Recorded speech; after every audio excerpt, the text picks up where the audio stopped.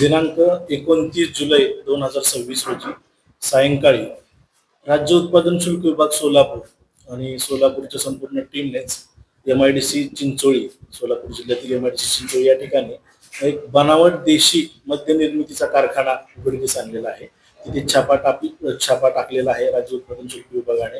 त्याबद्दल पहिल्यांदा मी आमच्या विभागाच्या SP मॅडम यांचं देखील अभिनंदन करतो, संपूर्ण टीमचं अभिनंदन करतो. या छाप्यामध्ये बनावट देशी मद्य निर्मिती चालू असताना तिथे मोठ्या प्रमाणात देशी दारू निर्मिती करण्यासाठी जे वापरलं जाणारं अल्कोहोल किंवा स्पिरिट आहे हे मोठ्या प्रमाणात आढळलेलं आहे.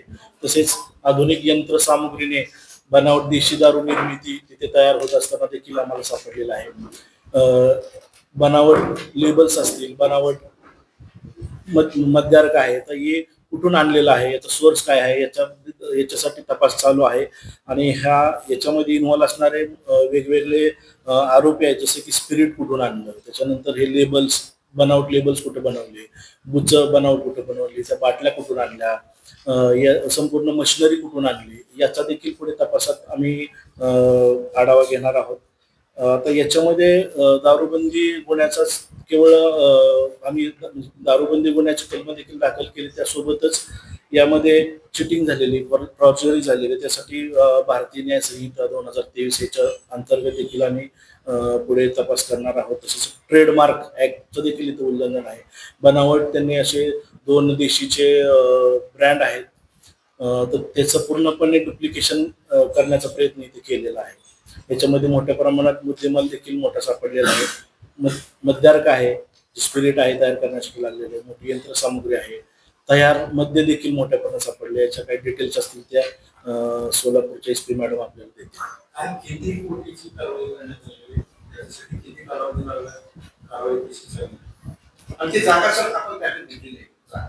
डिटेल्स मॅडम अंदाजे 2 कोटीचा मुद्देमाल आम्ही जप्त करण्यात आलाय. जप्त मुद्देमालामध्ये देशी दारू तयार करण्यासाठी लागणारं मद्यार्क आहे, म्हणजे अल्कोहोल आहे, तयार देशी दारूचा माल आहे, यंत्रसामग्री मोठ्या प्रमाणात आहे, तसंच वाहनं आहेत, बाकीचं बुच आहेत, काही ठिकाणी त्यासाठी इतर साहित्य आहेत, काही भांडी आहेत, हे सर्व मुद्देमालात समावेश आहे.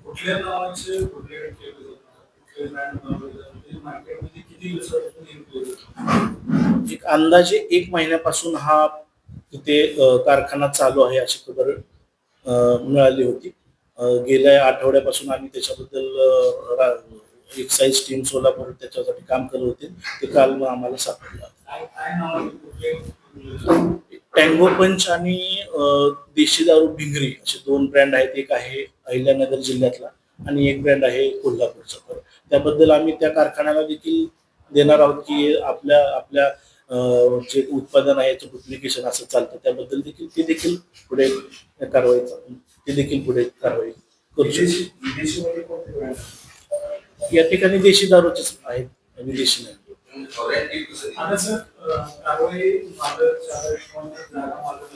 आता प्रथमदर्शनी हा MIDC मधील गोडाऊन ज्याने भाड्याने घेतला असेल किंवा ज्याने घेतलेला आहे, MIDC कडून देखील आम्ही माहिती प्राप्त करून घेतो.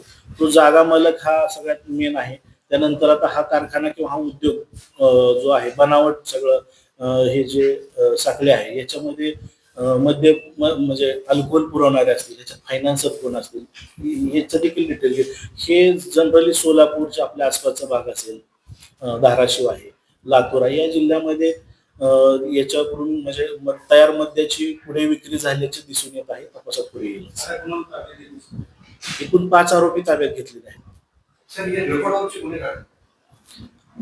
तपासात ते पुढे येईल.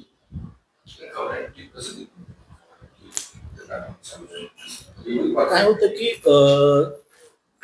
शेजारचे जिल्हे असतील, या ठिकाणी काही केसेस अशा आहेत बनावट देशी दारू त्यांना सापडले, तर त्यांनी सोलापूर जिल्ह्यातून हे आलेलं आहे असं समजलं. त्यानुसार मग तिथले काही अधिकारी त्यांच्याशी आम्ही कोऑर्डिनेशन मध्ये होतो. सोलापूरच्या टीमने देखील कोऑर्डिनेशन करून ते कुठे आहे, त्यातले काही आरोपी आपल्या रेकॉर्डवर पूर्वी होते का, ते तिकडे लातूरला होते का किंवा दुसरी इतर जिल्ह्यात होते का, त्यानुसार तो तपास करून